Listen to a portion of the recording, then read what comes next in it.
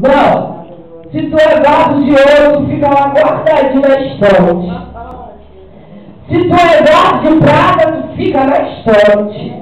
Porque tem muita aparência.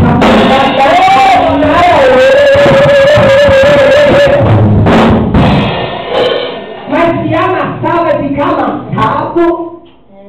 Se furar, vai ficar furado. Porque o oleiro só tem compromisso com o vaso de barro. Eita, Jeová!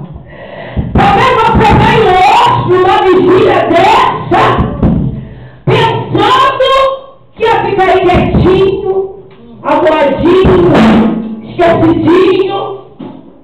Só que quem é vaso não é esquecido. Glória, glória, glória, glória. Quem é escolhido não é esquecido. Você pode até pensar que está em outra paz.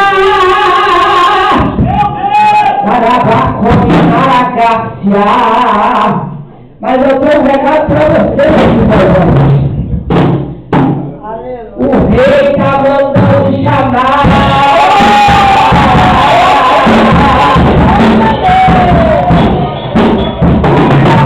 Tem Deus preparado para essa direção.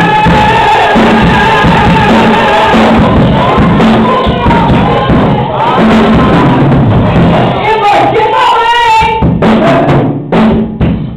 Tá pensando que tu vai vir andando? Vai não. O rei mandou a carruagem estar.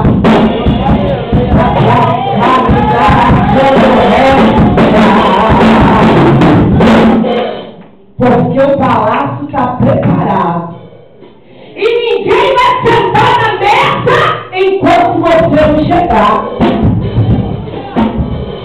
Não. O negócio aqui hoje é muito sério. Tu não está entendendo. Eu não sei como é que você entrou hoje aqui. Glória, glória. Mas é certo, eu afirmo que do mesmo jeito que você entrou, meu irmão, você não vai sair. Eu não reconheço a posição de como difícil Deus quer ver.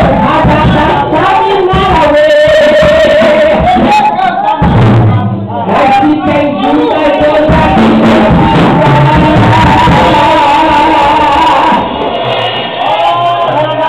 hoje Deus tem um trabalho diferente com Judas, está entendendo?